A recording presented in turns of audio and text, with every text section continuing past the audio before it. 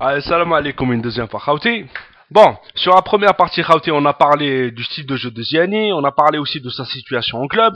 Là, on va toujours rester dans le même sujet qui est Ziani, bien sûr, toujours en élargissant un petit peu le champ.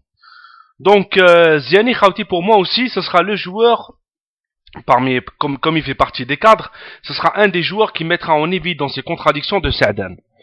Maintenant Saadan, j'arrive plus à le suivre actuellement. Ce qui se passe, c'est que Saadan, au départ, il disait qu'il allait prendre que les joueurs les plus compétitifs. On بعد qu'il a fait une intervention sur Midi 1 qui m'a été envoyée par mon ami Meto 262 que je remercie et que je salue, où il avait dit qu'il allait prendre les joueurs les plus compétitifs, mais en même temps il allait militer pour que les joueurs cadres qui ont participé à la qualification à la Coupe du Monde jouent la Coupe du Monde. Moi aussi, je l'avais dit, mais j'ai pas envie d'un chamboulement moi avant la Coupe du Monde. Voilà, je l'avais dit, mais moi, moi je l'avais dit un petit peu par dépit. Je vais pas vous mentir. Voilà, parce que moi j'ai pas envie qu'il y ait des joueurs qui aillent jouer un jubilé pour la Coupe du Monde. La Coupe du Monde c'est pas un jubilé. Je l'avais dit par dépit, voilà, parce que Saadan, quand il avait le temps et les moyens pour essayer différents schémas tactiques et et d'autres joueurs, il l'a pas fait. Voilà. Donc là, on est en train de payer ça. On est en train de payer cette, je sais pas, je sais pas comment on peut qualifier ça. Donc quand on avait le temps et les moyens pour élaborer des solutions, on les a pas fait. On a toujours compté sur le même 11, même quand il n'était pas prolifique, même quand il tournait pas. Donc et même pendant les matchs amicaux. Enfin, Al-Mohim. Donc ce qui se passe, c'est que Ziani mettra, je pense, en évidence ces contradictions et en même temps, étant donné qu'on n'a pas vu de solution et on peut pas comme ça bricoler une équipe en 2 mois, on est appelé à avoir des joueurs qui seront en méforme, peut-être jouer la Coupe du Monde, enfin. Al-Mohim. Maintenant, je voulais me poser une question. Est-ce qu'on peut jouer sans Ziani? Ça, c'est une question que je sais qu'il y a beaucoup de supporters, je sais qu'ils ne peuvent pas imaginer l'équipe nationale sans Ziani. C'est vrai que Ziani est le poumon de l'équipe, c'est lui qui a, depuis longtemps, c'est lui qui a un petit peu tient les rênes offensifs de l'équipe nationale, donc c'est lui qui les organise et tout ça. Donc si demain Ziani ne joue pas, est-ce qu'on peut jouer sans lui? Moi je dis que oui.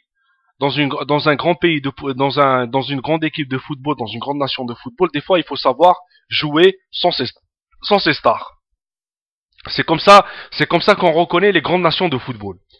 Donc ce qui se passe, c'est que si demain on donne les rênes de la création offensive à d'autres joueurs, moi j'ai 3 possibilités qui s'offrent à moi, je vais les partager avec vous. Et bien sûr, ces 3 possibilités-là vont changer de manière radicale la manière offensive de l'équipe. Ça veut dire le jeu offensif de l'équipe nationale. Première solution qui s'offre à nous, ce sera Megni pour moi. Mais bon, Megni aussi sort de blessure. Moi, j'espère juste qu'il va retrouver le maximum de forme possible en enchaînant le plus de matchs avec la Lazio de Rome. Donc, Megni, pour moi, ce sera la première solution. Deuxième solution, ce sera Hadj Issa. Mais bon, mais Hadj Issa est un joueur qui est complètement méprisé en équipe nationale. Et j'ai remarqué même, juste le fait de dire le nom de Hadj Issa, ça crée une certaine hystérie négative chez certains supporters. Mais bon, malgré tout, moi, je reconnais en lui une certaine valeur et tout ça. Troisième possibilité qui s'offre à nous, c'est Riyad Boudebouz, le joueur de Sochaux. Mais bon, je reviendrai sur Riyad Boudebouz par rapport à quelque chose d'extra sportif. Mais bon, sur Megni et Hadj Issa, si demain on confie nos rênes à ce genre de joueur, à ce type de joueur, Megni et Hadj Issa, ce sont des joueurs qui, contrairement à Ziani, posent beaucoup plus le jeu, qui sont véritablement des numéros 10 et qui ont une aisance technique qui dépasse celle de Ziani. Donc si demain on compte sur ce genre de joueurs-là, l'équipe nationale, comment elle va évoluer? Elle va évoluer comme sur un système qui va se baser sur des petites passes et tout ça, sur des joueurs numéro 10 qui peuvent avoir cette force d'effacer le maximum de joueurs, et en plus, je pense que le jeu sera beaucoup plus plaisant, qui se rapprochera beaucoup plus de la culture footballistique algérienne, et je pense aussi, ce qui est le plus important, que nos attaquants auront beaucoup plus de ballons au pied. Ça c'est sûr. Parce que ces joueurs-là, ils basent leur jeu sur des petites passes et le ballon reste la plupart du temps alors que Ziani c'est autre chose. C'est des centres et tout ça, c'est des longues balles, on va pas y revenir. Donc ces joueurs-là donneront beaucoup plus de stabilité technique à l'équipe. Et je pense que le jeu sera beaucoup plus plaisant. Et je pense aussi que nos attaquants seront plus ils seront beaucoup plus sollicités. Voilà, je le pense. Ziani, c'est autre chose, c'est autre chose. Voilà. Maintenant sur Riyad Boudebouz. Riyad Boudebouz, je vais pas vous mentir, quand j'ai commencé à faire cette vidéo-là, j'ai commencé à faire des recherches et tout ça, et je suis tombé sur une déclaration de Riyad Boudebouz, c'était en mars ou la dans le journal L'équipe, où il avait dit si l'Algérie demain le convoquait, il pouvait pas refuser une Coupe du Monde. Donc Khauti, vous voyez tout l'opportunisme qu'il y a ces joueurs-là. Parce que je vais vous dire Khauti, hein, si l'Algérie n'était pas qualifiée de la Coupe du Monde, vous ne verrez jamais Riyad Boudebouz courir après pour faire le match, pour faire le passeport algérien. Vous le verrez jamais en première page du buteur avec le passeport algérien dans les mains en faisant une voiture derrière sa voiture et tout ça. Si l'Algérie n'était pas qualifiée, bah il serait là en train de courir après une place en équipe de France. Alors Khawdi, pour haja. Allah ghalb, étant donné qu'il n'y a pas eu un travail de fond, nous les Algériens, on est obligés de supporter ce genre de déclarations-là, qui sont pour moi inadmissibles, et qui me touchent profondément, parce que vous venez pas pour l'équipe nationale, vous venez pour une compétition que va jouer l'équipe nationale. Mais bon, si vous apportez quelque chose de positif à l'équipe nationale, Allahumma barik. Mais أنا أقول لكم حاجة. Les supporters de l'équipe nationale, et moi en premier, mais je ne vais pas vous mentir, on sera impitoyable avec ce genre de joueurs. Ceux qui viennent par opportunisme. Impitoyable sur le plan technique, mais sur le plan du jeu. On n'est pas en train de parler d'autre chose. On est en train de parler sur le plan du jeu. Voilà. On sera impitoyable sur ça. Aucune erreur ne vous sera pardonnée.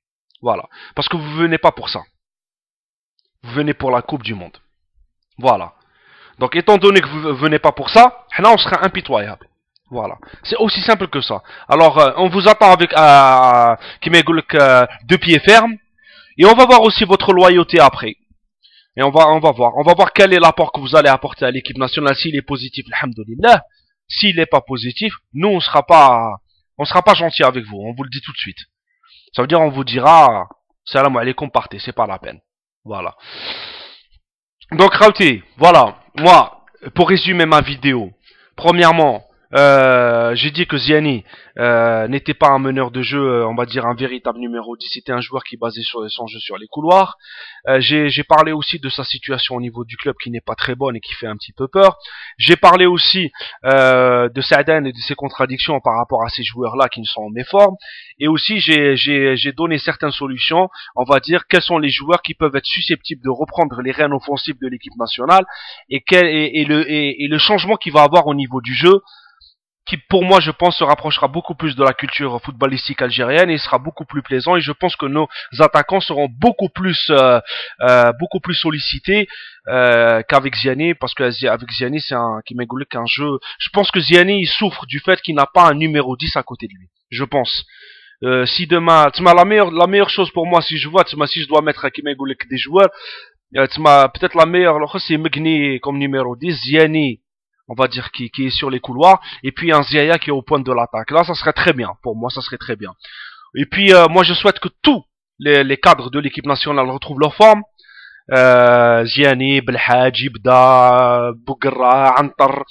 Moi, j'espère que tous ils vont revenir en forme pour jouer la Coupe du Monde. J'espère qu'ils vont enchaîner le plus de matchs avant la Coupe du Monde. Bien sûr, cette vidéo-là n'était pas une vidéo qui était contre Ziani. C'était une vidéo pour expliquer le cas de Ziani. Voilà. Adamakin. Si demain, si Zamaziani était en forme et tout ça, on va dire il y aurait pas de problème, voilà, on dirait Ziani, place tôt, titulaire, ma fiache mouchkil. Voilà. Donc voilà, donc Khawti, moi j'attends un retour en forme de Ziani, puis je regretterai toujours ce bricolage qu'on est en train de voir actuellement.